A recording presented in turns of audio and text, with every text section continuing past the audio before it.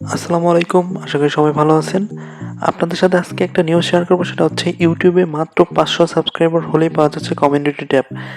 যেখানে ১ম এ ইউটিউবে কমিউনিটি ট্যাব পেতে দরকার হতো ১০,০০০ সাবস্ক্রাইবার। তারপর ইউটিউবের নতুন একটা আপডেটে করলো যে ১,০০০ সাবস্ক্রাইবার হলেই যে কেউ মানে কমিউনিটি ট্যাব পাবে। কিন্তু রিসেন্ট একটা নতুন আপডেটে বলা হয়েছে যে মাত্র ৫০০ সাবস্ক্রাইবার হলেই ইউটিউবে কমিউনিটি ট্যাব পাওয়া যাবে। কমিউনিটি ট্যাব প্রতিটা ইউটিউবারের জন্য প্রয়োজন, কারণ কমিউনিটি ট্যাবের মাধ্যমে আমরা আমাদের অডিয়েন্স বা সাবস্ক্রাইবারদের জানাতে পারি যে আগামীকাল আমাদের একটা ভিডিও আসবে।